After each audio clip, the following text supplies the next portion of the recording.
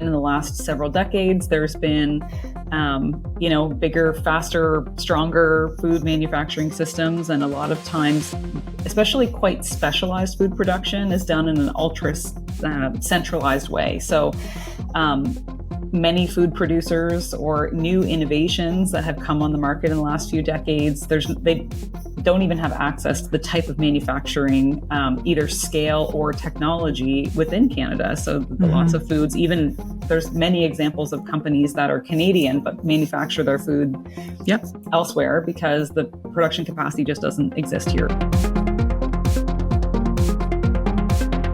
Today, we're talking about food manufacturing and what made in Canada really means.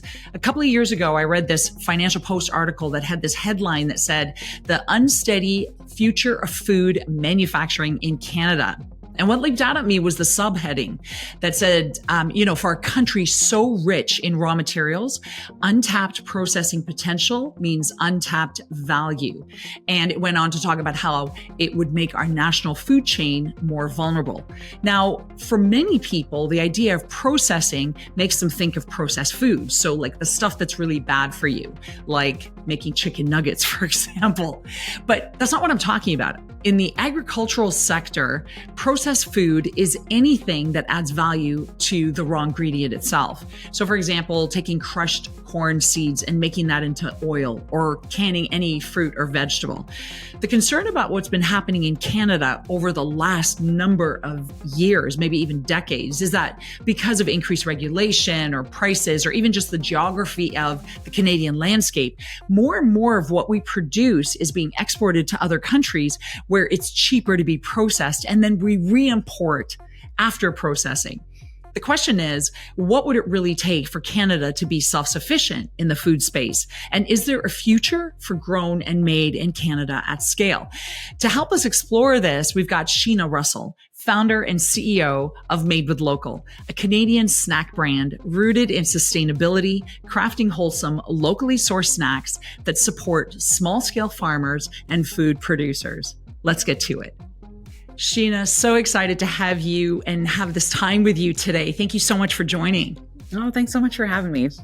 Awesome. Listen, I'm like, who would have known when we chatted back a couple of months ago that this conversation would be so timely with everything that's going on with Canada and the US? I can't believe it. Wow. Yeah, it's been a wild 2025 so far. I'm sure any other small business owners who are listening can relate, but lots to dive into for sure. Oh my gosh, yeah. And I definitely want to dive into it. It's a super important topic. It's super timely, but I want to set some context for our audience. Share a little bit about your background, maybe, what you were doing before you started on the entrepreneurship journey, before you started with the business that you've built now. You started in the public sector. What took you from there to here? Yeah, so I'm the founder and CEO of Made with Local. We are a sustainable snack foods company based in Nova Scotia. So we create these really delicious and nourishing real food bars and protein cookies using ingredients that we source directly from farmers and food producers. We started at a farmer's market back in 2012. It was just me and a little 5-foot farmer's market table sourcing ingredients from other farmers and producers at the market, taking them home. Not necessarily home, but taking them to a little co-packing kitchen, making them into these beautiful bars, and then taking them back to the market. So that was the earliest days of Made with Local. And since then we've grown into being, nationally known as a sustainable snacking company. We have our products in about 3,000 retailers all across the country, and it's been a wild ride. So my background is not at all in either entrepreneurship or food manufacturing. Neither of those things are necessarily part of my origin story. I grew up in PEI on a farm, or like my grandparents had a farm and we lived super close by. So big farming family, and spent a lot of time really close to, of course, local food systems and agriculture. And my passion as even a kid was very much rooted in values of sustainability and, in my little mind back then, like saving the planet. So that led me to, after high school, move to Nova Scotia here and get a degree in sustainability in ecology from Dalhousie's Bachelor of Science program. Yeah. And then landed my first, big girl job like you mentioned, in the public sector, actually. But there's so much that you said. How much of your childhood kind of led you to where you are today? Like, I mean, you say you said that you come from a farming family. And so you've always been around food and food ecosystems. I'm curious to know how much are our kids really paying attention to, the life that you live, the work that you do? How much did you notice, and how much do you think that influenced you growing up and now as an entrepreneur today? Yeah, I think about this often because I have a 5-year-old and 10-year-old girls. And I wonder how much they're really, thinking about what we're doing as a family in this business. And for me, at the time I would have said, especially as a teenager, oh, I'm not interested in the family farm in a super There's always that way, part, right? For sure. Yeah. I was like, I'm going to move, to the big city of Halifax. I'm going to get off this little island and get a job, doing something in the sustainability world. And, but I was clearly, there's a massive amount of influence in my family's life and my life and the environment I grew up in that have really crafted my pretty unique perspective on what it looks like to create a different kind of food company. And that's one that prioritizes working directly with farmers and food producers and having, just the experience and the ease of being able to work closely directly with farmers, because I understand, what it's like to be a farmer and the nuances of, different years' crops and different pricing based on that. And just the volatility of agriculture is something that I'm intimate with and grew up around a lot. So that has absolutely crafted, the earliest value pieces for Made with Local. And then, of course, also being somebody who is, like I mentioned, very sustainability driven, just as a personal value, those things have obviously really come together in what Made with Local is today. Yeah. Would you say that there's one word that encapsulates, if you could put it into one word, that encapsulate the purpose that powers you now, that compels you forward in the work that you're doing at Made with Local? Is there a word that comes to mind? I feel like I'm notoriously bad at these kind of questions because I love lots of words. Yeah, I do too. Maritimers love to talk. I would say connection. That's really a big thing for me. So connection to, we really prioritize making sure that, people are feeling connected to where our ingredients are coming from, connected to us as a brand. Also the connection between the health of the planet and the health of people is something that I think is not talked about enough in our industry and just in our culture, really. So that's something that we think a lot about. So if I had to say one word, it would be connection across many contexts. Yeah. Well, certainly connection, even if you took it directly at the ecosystem level, the connection between all the different elements that lead to producing food. And I really want to get into that because it's so timely. But I want to also ask you, you talk about starting at the farmer's market. Most businesses, most entrepreneurs start with a problem that they're trying to solve. And you talked about that big problem, which is, I want to solve, the problems of the world. But was there a gap that you saw in the market? Was there a specific problem that you saw that seemed to be missing from even the farmers markets, or that led you to that, okay, I'm going to start this thing called Made with Local? Yeah. So for me, I definitely came at this business from a place of naivete, for sure. And also because I didn't, come out of fresh out of an MBA or a business degree. And this is the only business I've ever started or known for myself. It really started off as a creative outlet. So at the time, back in like 2011, I was just like having fun with this little food blog that I had started, and I was creating recipes at home and getting more comfortable with like blog writing and promoting those posts and recipes, and starting to build up a little community on Facebook around this blog. And I kind of like dipped my toes into what it looked like to like build a brand, so to speak, in that way. And then had this idea. I started the company originally with a friend, and she and I were just riffing one day about, wouldn't it be cool if we had this like a side hustle, or started bringing something, starting a farmer's market business essentially, because in that era, like I would say 2011, 2012, 2013, especially here on the East Coast, there was a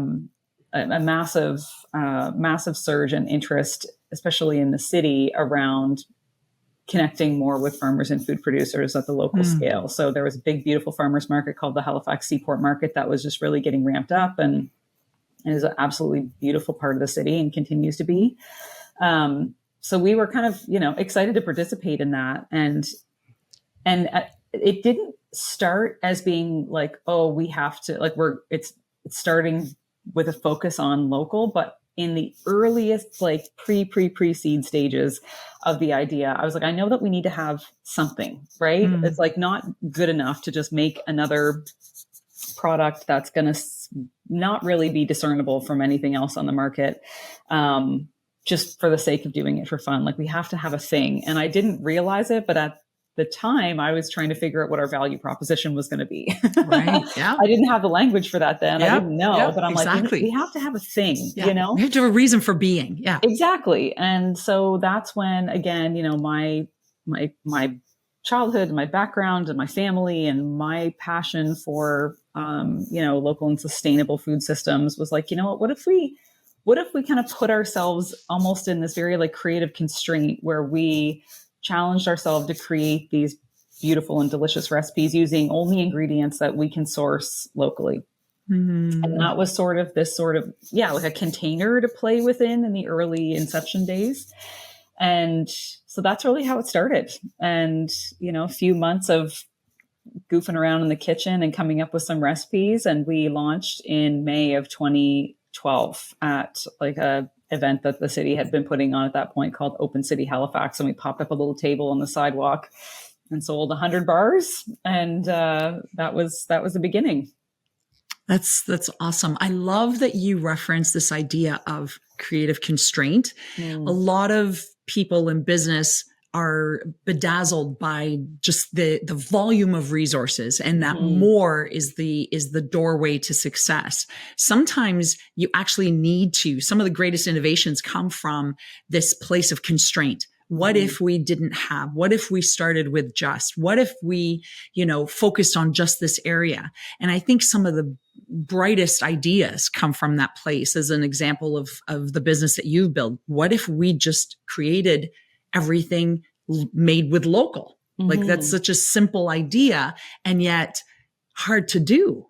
Yeah. Not easy to do. Not easy, certainly as a testimony to what we're going through now. Right. So there's lots of stuff going on in the news. And it's all around this idea of, can Canada actually be self-sufficient in the food space even, or any space? Talk a little bit about, what your take is on what's really going on and what the implication of it is, because I think your business is a testimony to why it needs to be. Yeah. So, it's no surprise and to anybody, I think, that in a trend that's been happening for many decades at this point is moving away from food sovereignty in regions. So having access to food easily that's grown, within your province or within your community is something that our grandparents had no problem accessing. Right. But now just the way that our food systems, our mega grocers, our infrastructure around food distribution has drastically shifted. And I think part of that, I've been reflecting a lot. I'll do a little tangent here. I've been reflecting a lot on how, as consumers, we've gotten very accustomed to being able to find anything Mm-hmm. at, the grocery store a kilometer Mm-hmm. down the road at a Mm-hmm. moment's notice, whether Mm-hmm. it's asparagus in the middle of November or strawberries in the middle of February. Like we've gotten to this point where Yeah. we're so, yeah, spoiled, I think, Yes. and Yes. are demanding that we're able to access all foods all the time. And I think a shift that and maybe this is a bit of a reset for all of us, is Mm-hmm. understanding more about the seasonality of the foods that grow in our regions of Canada, and food systems in general just starting to repatriate themselves Yeah. back here in Canada, because there's one thing about what we're able to grow here. That's one thing. Yeah. We can grow an endless amount of beautiful crops here in Canada, but there is a lot of stuff that just doesn't do well here. Mm-hmm. So that's one piece. And then also, another piece is around manufacturing capacity. So Yeah.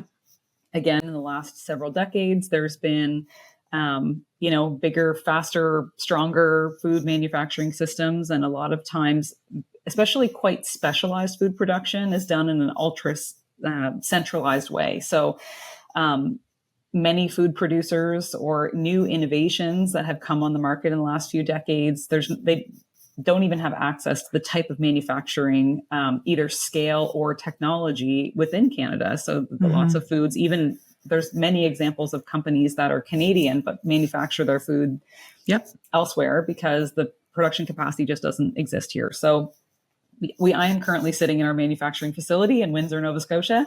We do our manufacturing in-house. We source as many of our ingredients as we possibly can from Canadian farmers and food producers, and everything is manufactured here in Canada. And it's not an easy road, don't get me wrong, but it Mm-hmm. Mm-hmm. also it gives us full control and gives us that full sort of, sovereignty, to use that word, Yes. around our Yeah. processes. And that, given everything that's happening in this moment, has been absolutely invaluable to us. Yeah.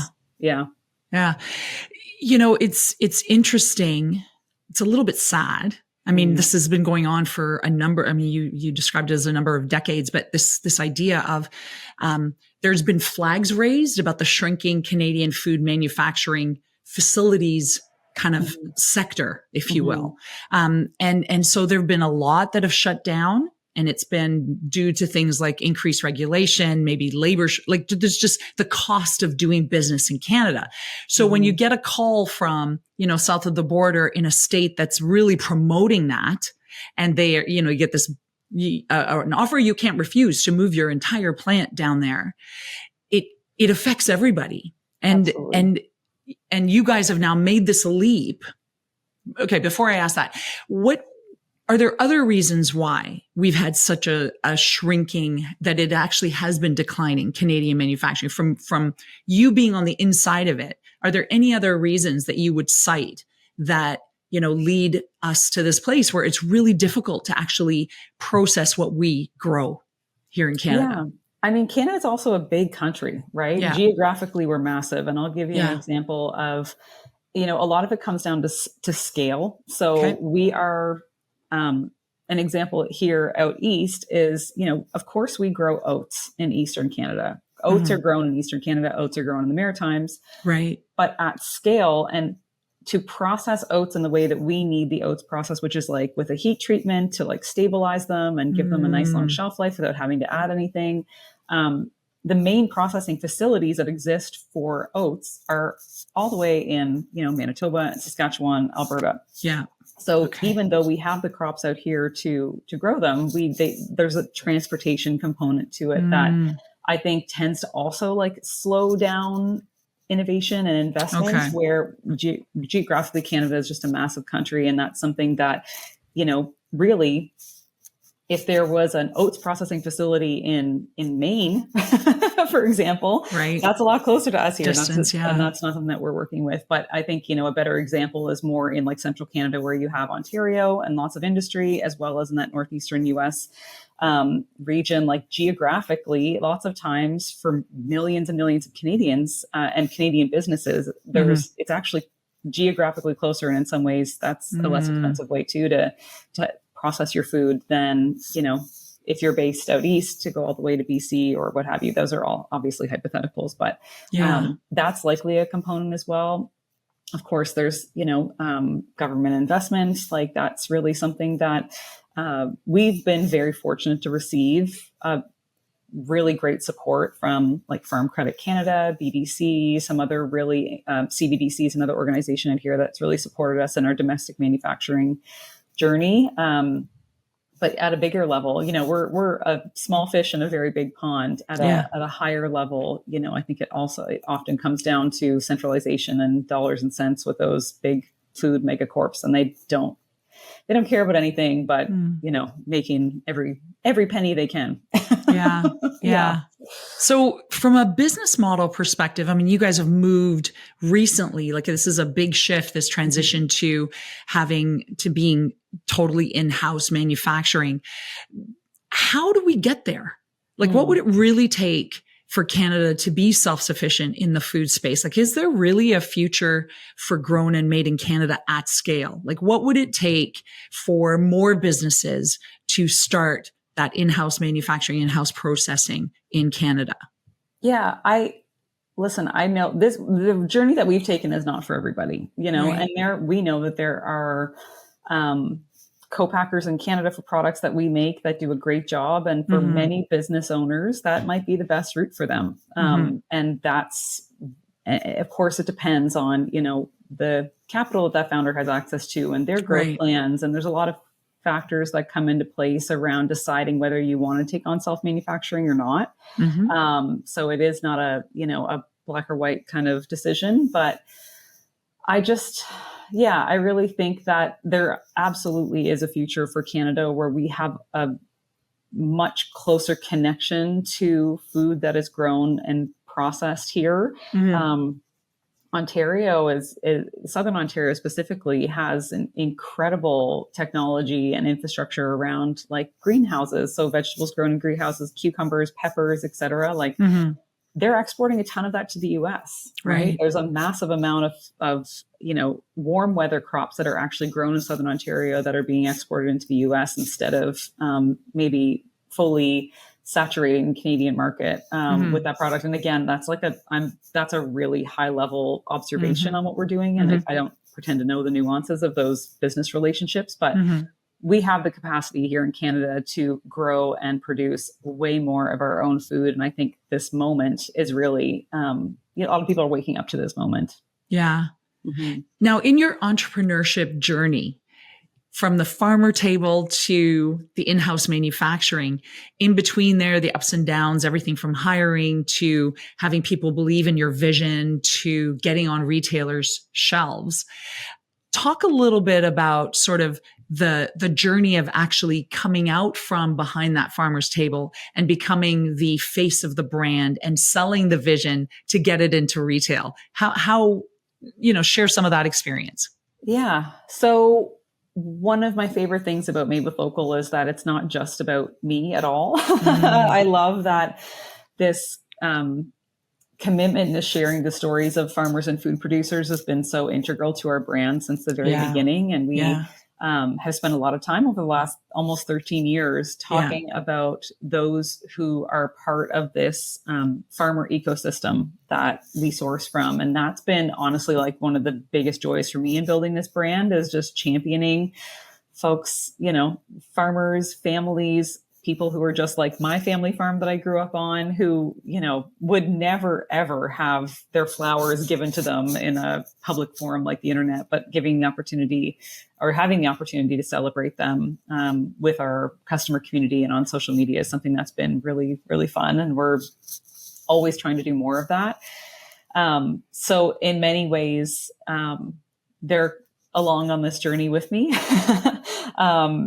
But yeah, I've had a lot of fun building the brands very much like out loud at times because we've been really transparent, I think, about the lumps and bumps that come along with the entrepreneurial journey. And, we've been through several different co-packer relationships and then building our manufacturing facility and launching into Costco and then not being in Costco anymore and launching into this big store. And like, then, just so much has happened in the last decade plus that, there's a really significant portion of our online community and our email community who've truly been around with us since, they were also in their mid 20s and now they're, moms in their 40s like me. So it's just been this really, long-standing relationship that has allowed us to really foster a lot of, I think, trust in the business and with our customer community. And that's something that's been a huge priority for us as time's gone on. So a lot of it has happened pretty organically, I think. But authenticity is something that's been pretty core to our messaging and the way we show up in the world since day one. Would you say that that part of your storytelling, it has been the key to your growth, like that key to your marketing? When you think about marketing as an entrepreneur, you think about sort of advertising. The old way of doing it would have been, whether it's ads or whether it's doing campaigns or whatever, but your approach has been a little bit different. How would you say you've incorporated that storytelling, that sort of founder story, the farmer story into it, and how much impact has that really had for your growth? Like, what would be that piece that really propelled you into growth? I mean, I think it's a huge part of it. I think it's something, again, that like building that trust and that connection to your customer community is so important. And, we are in a very busy category in the grocery store. If you go to the energy bar section, there's literally thousands of energy and protein bars out there. And how do we break through? Because if you look at our ingredients label, it's really simple ingredients, which many consumers see as a huge benefit and feature of our products. And other people might just be like, well, what's so special about this? It's oats and honey and nut butters and whatever. Why do I care? Which I completely understand, right? But then when you start, digging a little deeper, or just honestly showing up on our social media or our website, you see that we are a very different kind of company than, the big mega corps like Cliff and Kind and Laura and those ones that have kind of dominated the category for a long time. So us being able to be really transparent about not only our sourcing with our supply chain, with our farmers and food producers, but also like our team, right? I run this company with my husband. We're a family business. He's, on our social media, not infrequently. Our director of marketing is like a face you see on our social media. Even our production crew, I'm looking out the window here at, they're on our social media, not infrequently. So we often, talk about in our kind of content meetings, people don't want to just be sold stuff, right? They want to get to know you. They want to hear a story. They want to feel connected. And for us, thankfully, that's been something that's felt easy to do, at most times, sometimes not so much. There's been times where if you look back on our Instagram, for example, there will be a few months where you don't see my face at all. And that's usually when things are going a little sideways. I'm like, you know what? I just can't show up in like a cheery way in this moment. So we're gonna quiet down on that kind of content for a minute and get it back up and running again when it feels authentic to us. Like I'll never force myself or anybody else in the brand to show up in our content or in any of our marketing, like to slap a smile on and pretend, things are tickety boo if it's been a rocky week around here or what have you. So we're really conscious to, again, represent the brand and interface with our community in a way that feels authentic and true. And it's so important for that piece of it, that if you're comfortable showing the not so great, if you're comfortable kind of taking people on that journey with you, and I think that's what's given you that authenticity, is that people have grown up with you. Your customers from what you're describing, they seem to have grown up with you to see this brand that they love actually being successful. And it gives people hope, and it gives people the encouragement, because, I was in a high school the other day speaking to a bunch of grade 11 students, and we were in a business class, and they were sharing their vision about what they, how they have this ambition to be millionaires, and they've all got different views about, I'm going to be an influencer. I'm going to go on YouTube. I'm going to start this massive business. And it just struck me what they think it will take to achieve that. And I couldn't help but thinking that something seems to be missing from what we're educating our kids, because the resilience, the risk taking, those things seem to be missing from what we're putting out there is that what they're seeing is expectation of building a business and the actual what it takes. Mm-hmm. Share your thoughts on that. Like, if you could reinvent the Canadian education around building resilience, Canada's seen a lot as a nation that doesn't take risks. We're not a risk-taking culture. What would you change? What would you add? What would you do differently to, grow the next generation of kids into actually leaning into business and to leaning into more entrepreneurship? Yeah. I mean, I'm trying to think about if those type of skills are often things that are even taught in school. No, they're not. And, I think they are. And so they're, we can say more or less that they're not. And should they be taught, period, but is that the appropriate place for a young person to be building those skills? And I say, like, those are workforce built skills. Those are sports field built skills. There are other experiences maybe that maybe a lot of teenagers these days, I feel like I'm aging myself, are maybe not experiencing in the same way that we did whenever, we were teenagers out getting our first jobs when we were 15 or 16 years old. My first job was when I was like 10, picking strawberries, and then babysitting. And then I worked at a diner the summer going into 10th grade and never stopped working. So Andrew and I, my husband and I, talk about this often about, like, how do we instill? So my husband has a very different story from me in that, he is a very entrepreneurial person by nature, I think. But before he did his MBA and joined the business, he was a national team level athlete and went to the Olympics in 2008. And he's like a very, very driven, very resilient person. And so instilling those skills in our kids is something that's really important to us. And I think that we kind of take that responsibility on ourselves as parents in figuring out how to build those skills in our kids. So I don't know what that looks like in the context of the education system. If I'm being perfectly honest, it feels like more of a parenting and like a holistic human experience. Around that teenage era for a kid. I think fundamentally it comes down to what you believe as a parent. But certainly if we're looking to build up that next generation of entrepreneurs, because entrepreneurship has been shrinking in Canada along with manufacturing.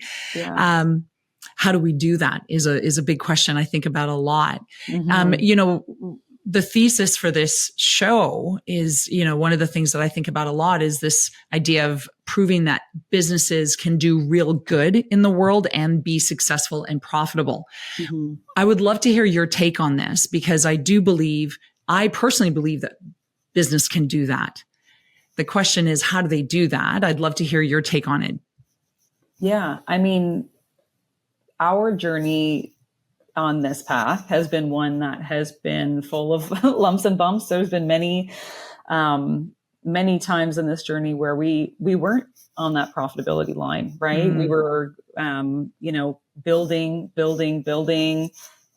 having setbacks, having that resilience and having a community around us to support us. And I say community as in like financial supports, as in like ACOA being a really incredible support to Made with Local when we've decided to level up. And ACOA is an organization out here on the East Coast, like a federal funding organization that's been really supportive with, grants and loans when we've needed them, in them being able to see the big vision. And again, I mentioned like Farm Credit Canada and some other partners that we work with over the years who've been able to sit down with us and say, okay, we see what you're building here. We see the value in what you're building here. We know that, especially in a manufacturing business that mostly does business with retailers, it's not easy. It's really, really not easy. And there's a million things that can go wrong every day. And there's a million ways to burn money at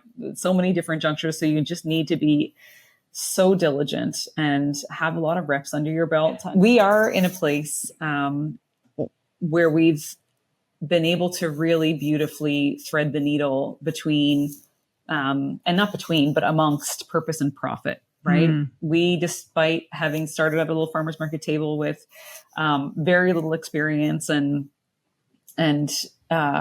not much else, really just like a hope and a dream, to where we are today by never wavering from our values of supporting Canadian farmers and food producers. And if anything, like continuing to double down on that mission as our scale has allowed us to.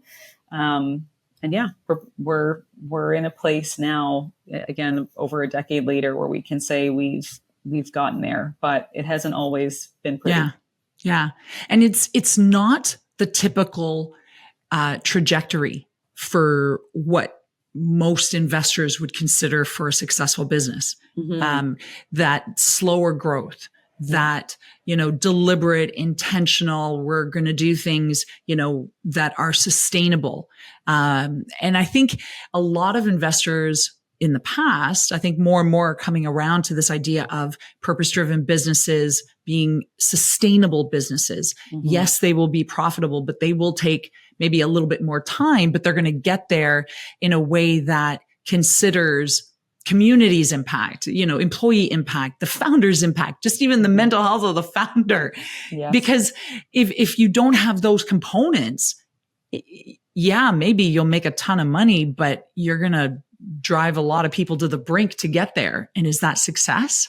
And how many other bets did you make where it did implode? Right. Like if it's 10% of the deals that actually, amount in anything, if you're talking about a VC, for example, like 90% or whatever they allocate for in their risk profile are going to be the ones that drive the founder into the ground, extract resources, extract from, all different kinds of places. And ultimately, go up in smoke. And it's just such a shame whenever there's a different way.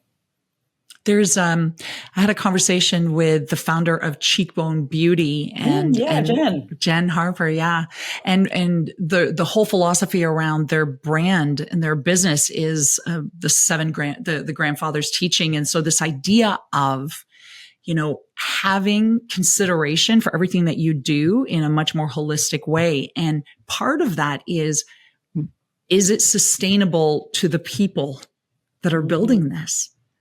Like when you think about investment portfolios, you're not, the founders' ability to sustain even their life as they get through the day to day. How much can you drive them so that they can make it to the other side? And how much more should we be investing in founders and their health, their wellness to be able to create this business? Because it's not for the faint of heart. And if the founder goes, there goes the business, really, especially in the startup days. Yeah, absolutely. Yeah. No, that's so important. So we're coming to the close here, but I'd love it if you could share maybe 2 practical tips that would help founders and entrepreneurs, and maybe even if you were speaking to investors, that would help them purposefully accelerate their business and their brand growth today. So regardless of whether you're a purpose-led business or not, getting really, really close to the numbers and cents of your business is so important. And I think that's something that can be maybe like misconstrued or maybe just not prioritized enough with some bright-eyed and bushy-tailed, incredible young founders who are looking to really push into the purpose-first space. Yeah. No profit, no purpose, no margin, no mission, I think is like a saying that I've heard recently. And it was like, that tracks, right? You have to make sure that alongside having an incredible world-changing vision, you have to make sure that the dollars and cents of it make sense. Maybe not in the first little while. And if not, then figure that out. But eventually it has to make sense, and you have to surround yourself with the right resources to get there. Yeah. Another thing that I've had to learn the hard way over the last 10 years is to make sure you're prioritizing, focusing on the purpose-driven pieces that also drive value to your customer. So, and so not to say that there are things that you don't prioritize, like you deprioritize because it's not passing on direct value to your customer. But there's been an example I'll give you is we had the opportunity to buy some cardboard boxes. They weren't from our usual manufacturer that's based out here in Nova Scotia. I think they were at this point probably from the US, but we had access to them faster. They were less expensive. It was just a quick in and out order. And I was jammed up about it. And my COO, Brian's like, we need to think about whether our customer in this moment knows or cares about this one order of cardboard boxes that we're bringing from somewhere else. Is that driving value to them? The answer is actually no, because that's not why people buy our food, is because from where we source, one pallet full of cardboard boxes. Right. So as somebody who's very purpose driven, like just staying focused on the things that the true value pieces that you're bringing to your customer, what they love you for, what they're literally paying you to do, and try not to get too tangled up maybe in some things that are will potentially spread you too thin. Because I think also the propensity of founders like me and others who are very purpose driven is to want to fix everything all the time and ready to do what we perceive as the 100% right thing to do every single moment. And that's a really great way to lose sight of the things that are truly propelling your business and the values that you are promising your customers. So that's like a kind of a jumbled response to a big thing that I've had to learn over the years. Yeah. And it's important because yes, you want to focus on the things that matter, but at the same time, you need to do the stuff that's going to be of value to people and to focus your efforts on those things. And yes, at some point, maybe you'll make your own boxes. Maybe not. Does that make sense? Pick your battles, you know, like of the things that are the most meaningful to your purpose and to your mission. Stick to those and then move on and don't fuss with the rest. And maybe there'll be another time when you can, but I think that's a really wise piece of advice. You can't focus on everything. Otherwise nothing's going to move forward. So Sheena, where can people connect with you? Where can they learn more about Made with Local? So you can find us online, of course. We have our website, madewithlocal.ca. We ship all across Canada through our e-commerce shop there. We're also in 3,000 plus retailers all across the country. You can find a retailer map on our website as well. And you can find us on social media platforms, pretty much all of them, at Made with Local. I love it. Thank you so much for sharing your experience and your insights. And just in case you haven't heard this today, thank you for living and sharing your purpose. The world is made better because of it. Thank you so much. Thanks, Amanda. Thanks for listening to Builders and Believers with Amanda Stassen. If today's conversation gave you something to think about or reminded you why you build what you do, share it with a founder, leader, or team who's on the same journey. You can follow the show wherever you listen to podcasts and join me on LinkedIn or Instagram for more ideas on leading, scaling, and building businesses that move people and make a difference. If you've enjoyed this episode, please take a moment to rate, review, and share it with your network so together we can spread the message of building business as a force for good. Because building something that matters takes both the builder and the believer. Bye for now.